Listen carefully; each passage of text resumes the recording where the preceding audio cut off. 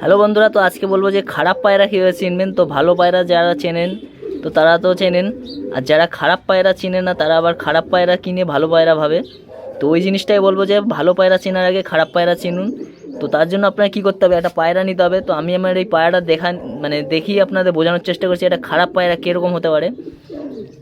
তো একটা খারাপ পায়রার পা দেখবেন সবসময় ছোট ছোট হবে, আর পায়েগুলো এই লম্বা লম্বা যে গিঁটগুলো এগুলো প্রচুর মোটা মোটা হবে, এইগুলো প্রচুর মোটা হবে। আর এই পাটা ছোট হবে, এইখানে এই জায়গাটা অনেক ছোট হবে।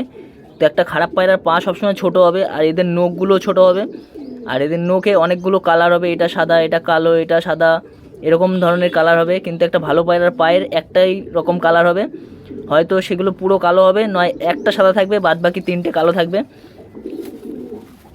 ও পায়রাটা প্রচুর ছটপটে, লাফাচ্ছেন, ধরে রাখা যাচ্ছেন।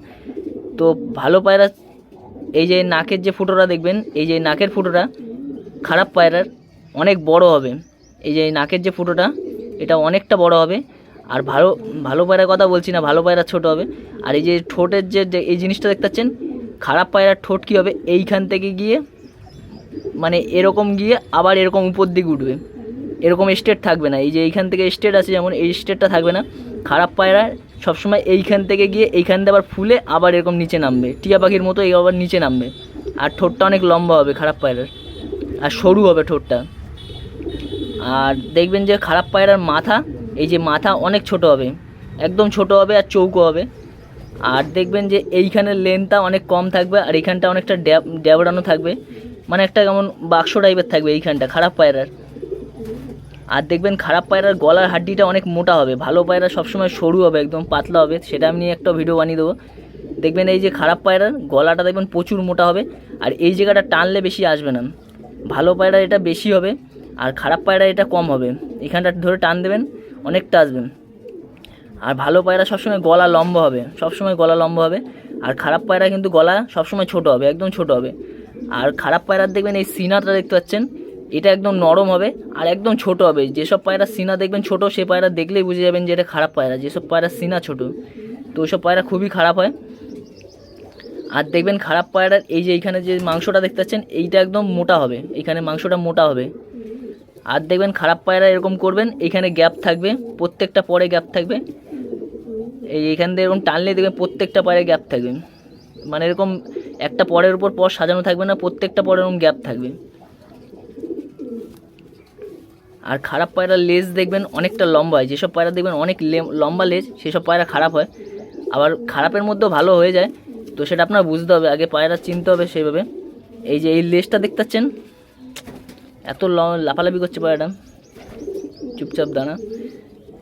এই লেজটা দেখতে পাচ্ছেন, খারাপ পায়রার লেজ, এই যে এইখানের যে ছটা লেজ আর এখানে ছটা লেজ, যেই ছটা লেজ দেখবেন এই ছটার থেকে বেশি যদি হয়ে যায়, এই অবধি চলে আসে, তখন বুঝতে পারবেন এই পায়রাটা খুবই খারাপ পায়রা, মানে এটাকে খারাপ বানানো হয়ে গেছে। এই লেজ সবসময় এক সমান থাকবে, আর এই লেজের মধ্যে কোনো গ্যাপ না থাকে। যখনই পায়রার লেজ খুলবেন, এই লেজটা কাটা আছে, এ দেখেন ভালো পায়রার লেজ হলে এই যে এই ছটা লেজ এরকম চলে যাবে। আর খারাপ পায়রা হলে এরকম থাকবে, একদিকে হেলে থাকবে লেজটা সবসময়, এই দেখেন। আর খারাপ পায়রার বুকের সিনার যে হাড্ডিটা, এই যে এইখানের যে হাড্ডিটা, এটা যদি সরু হয় পায়রার, তাহলে বুঝে যাবেন যে এই পায়রাটা খুবই খারাপ পায়রা, এই যে সিনার হাড্ডিটা।